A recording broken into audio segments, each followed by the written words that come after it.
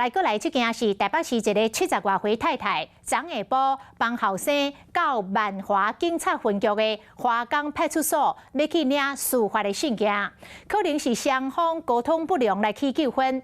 老太太怎转倒呛警察讲，少年人袂晓处理案件。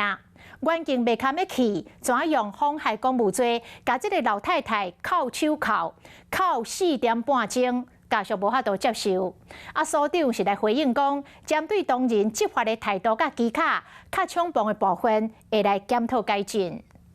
威权复辟吗？你看这么多人对一个老太太，70几岁的老太太，她是犯了什么罪要上手铐吗？查甫人冲到派出所对内底大声喝休，因为家己70多岁妈妈竟然叫警察铐起来。站在里面哦。我说没关系，我没有禁止你，哪一个禁止你？他是不是头晕呐？这么多人出来对付一个老太太，真的是太可笑了。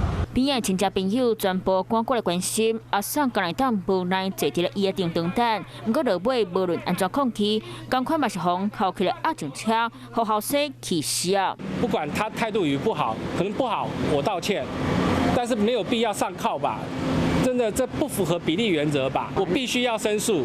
原来阿三要去派出所代替领司法的批，不过无委托书袂当听，过程内底沟通无好势，佮敢若转倒讲少年人袂晓处理案件，就叫警察以妨害公务给铐起来，佮铐尾4点半钟，含药啊就无法度吃。他说：“你讲那么快干什么？”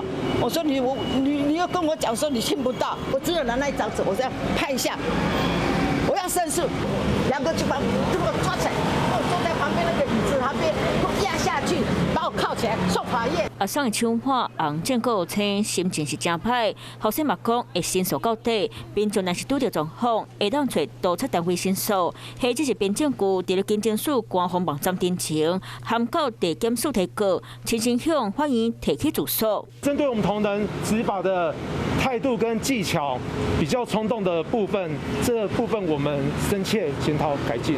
检察官考虑阿桑需要定时食药啊，决定无解散回登去，不过无犯严重罪行，因为甲警察呛声就互铐起来，莫怪互人认为执法伤超过。